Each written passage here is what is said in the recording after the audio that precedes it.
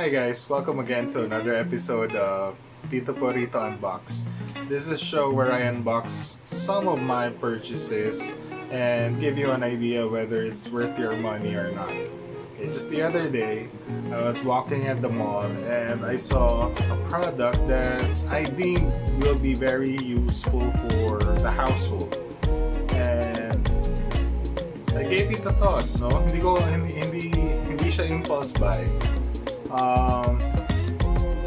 I actually went to the supermarket pa and then went back, for it. Kasi sabi ko sayang, nandito na rin lang ako. So, later on, tingnan natin if it's worth the money. So, what I bought was this one. I bought this at the mall. It's the Relief Hot Compress. It's an electronic substitute for, the standard hot compress that we know, diba? Normally, before, if we needed a hot compress, we just get a bottle, a tight bottle na, may cap. And then we put in warm water and then okay na yon. But since we're going, towards the digital, age, meron na palang ganyan. Meron na palang electronic na hot compress na hindi ka na magpapakulo ng tubig or magpapainit ng tubig, and then maiwasan mo na yung mga paso-paso, right? With this product, it says here, pa-plug mo lang siya. You just plug the product onto a power outlet and then wait for a few minutes and then you're good to go. Diba? Medyo amazing. So yeah, so watch out for that later, and then towards the end of the show, I will, give you the strong points and then the weak points of the product. And now, so that you can decide whether, it's worth buying or not. Okay? So, let's go! Okay, so today we're going to be unboxing the Relief Hot Compress. So according to the box, it relieves pain in periods, aches and cramps, back aches and waist pain, deep muscle and joint pains. So the box has like a tiny hole on the lower left portion of it para makita niyo yung color. Kasi I think this is available at least two colors, the pink one and the blue one, or the gray one. So it says here it's easy to use, used to provide the warmth and comfort, helps to ease muscle pain and soreness, heats up in 10 minutes, automatic shut off, feature when 75 to 80 degrees is reached, stay warm for 2 or 4 hours. 2 to 4 hours. So of course there's a warning kasi electric to. So place in a flat area, do not soak in water, do not use when charging, unplug the device from the power source once the red indicator light turns off. If in case after 10 minutes and the red light didn't turn off, unplug the device from the power source. Do not add or replace water. Okay, so I guess may water na siya sa loob. So do not leave unattended while charging and keep out of reach of children. So yan. So heed the warnings, guys. Do not leave unattended. So if you are so used to charging your phones unattended, for this device please do not. Okay, so it is eco-friendly, AC/DC plug, suits muscle pain, good for heat therapy. Oh, so I stand corrected. There are actually 4 colors available. That's like the pink one, the brown, the green, and I think it's a deep purple or dark blue. So yeah. So let's see what's inside the box.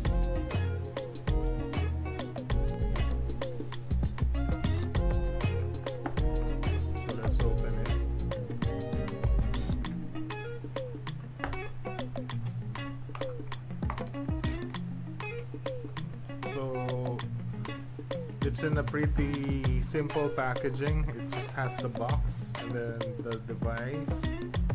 What else? Okay, so of course the cord and the instructions to use.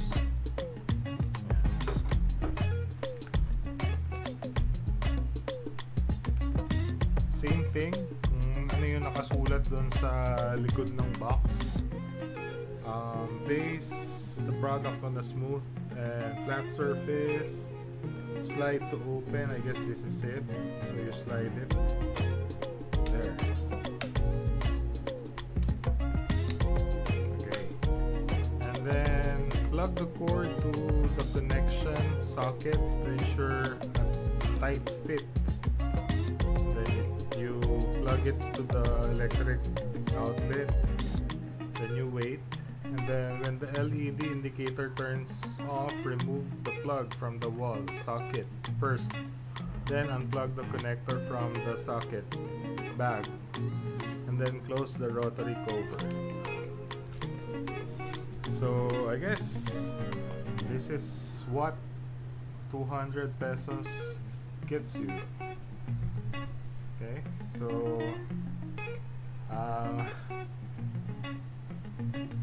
the feel is like it's like a fleece cloth. Okay, and then the outlet or the charging cable. Okay, so of course do not lose this. Okay, I do not have to remind you guys that this is important because without this your hot compress will be useless. Why? Of course you cannot replace. Okay, you cannot replace the water. It said so in the manual. Okay, so let's check if this works. Okay,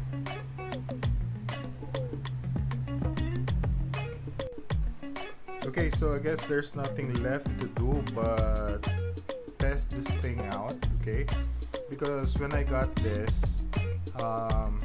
they weren't able to test it. So I'm solely relying on the 7-day return policy. Okay. So if this will not work, I guess I'll have to return it, diba? Okay, so we have the compress here, and then we have the plug, and then we slide according to the manual, we slide the cover open. And then tingnan nyo muna yung nung cable kasi hindi naman siya papasok if the direction is wrong. So ganyan lang siya. Okay, so plug it all the way in. I have with me a power source right here. Okay, so i-try natin. I-off muna natin. Then we plug it in. But before we do that, let us check the temperature. Okay. Okay, so according to our thermometer, it's 33.9 degrees Celsius. Okay, so let's plug it in, and then let's turn the power on, and then we time it. Timer.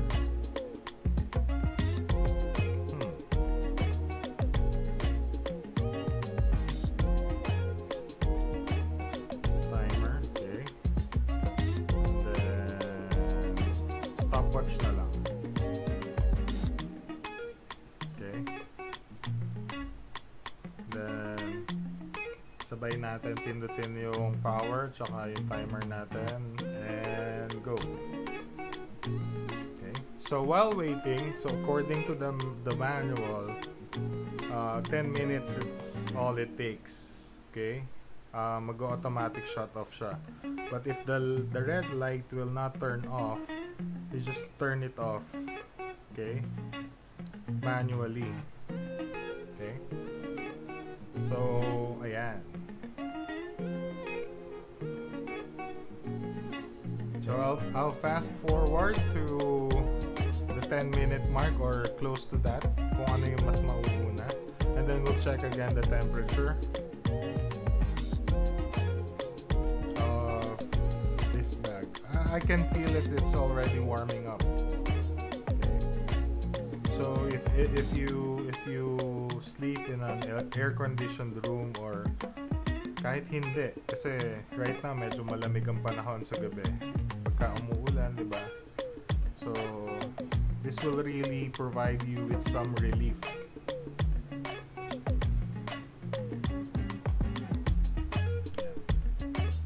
So we're just at the 1 minute and 16-second mark, and I can already feel na umiinit siya. So I guess it's working. Good for me. So ayan, we're barely at the 3-minute mark. So let's check if the temperature is still changing. Okay, so right now it reads 42 Celsius. So ibig sabihin, it's really working.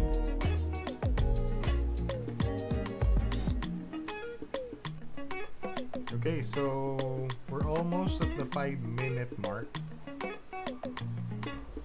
Let's check again the temperature when our timer is at 5 minutes. Okay, so as you can see, that's 47.7 degrees Celsius. So umiinit talaga siya.